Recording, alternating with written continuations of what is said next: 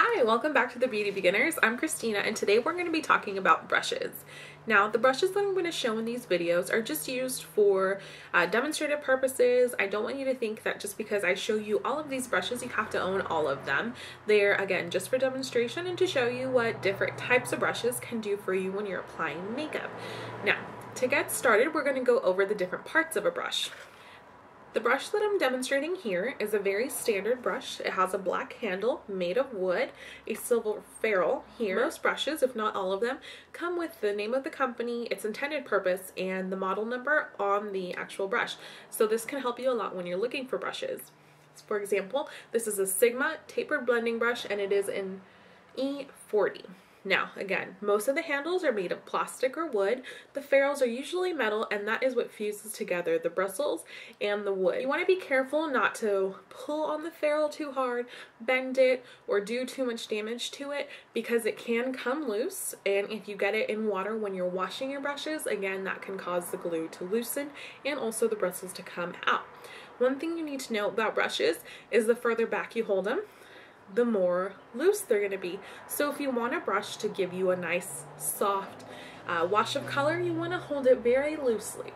And just like a pencil, the closer that you hold it to the bristles here, the more precise and harsh the line can be. Along with what I said about where to hold the brush, you have to be conscious of the different type of brush that you use. A brush like this here, which is very densely packed, is going to pack on color a lot better than say a brush like this, which is more loosely packed and also has a lot more get. If you have if you want to transition the color from the light lid color into the deeper crease color, you want to use a brush like these.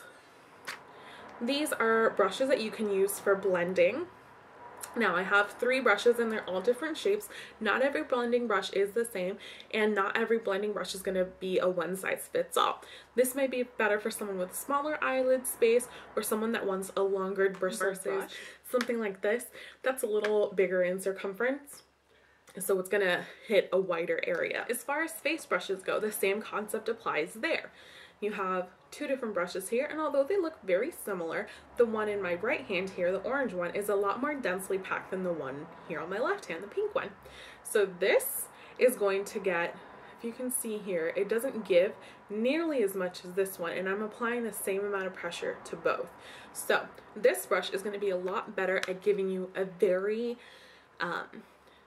precise look. So if you want a foundation that's a little more heavy coverage and you want to look flawless, you want to use a brush like this because it's going to apply a lot of product and it's going to make sure that it blends out very nicely. Something like this is not going to hold too much product and it's going to give you a more lightened look. So I like to use this one for powders because I don't want a ton of powder, I just want a little bit of powder. So again, the same concept applies there. Denser brushes means denser application. If you want a very natural application, you want to use a brush like these. These are called stippling brushes. Now, these I believe have the most give of all of the brushes that I'm going to show you here. If you can see here, they're different circumferences, and you can see between a stippling brush and a dense buffing brush that they are very different.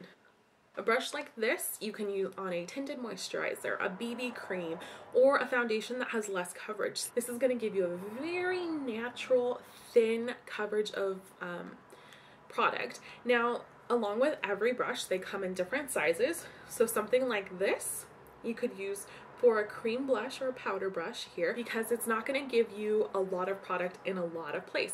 So if I were to use a brush like this as a blush brush, it would apply a lot of product surface area wise, so it would cover a bigger part of my cheek and I want to have a little bit more control.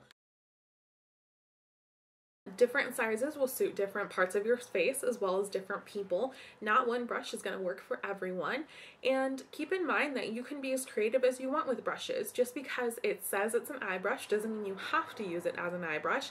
A lot of people will use a brush like this, a fluffier blending brush, to apply their concealer because they don't want their concealer to be very thick and look cakey. So keep that in mind, stay creative, and if you have any more questions, I will be doing more brush videos.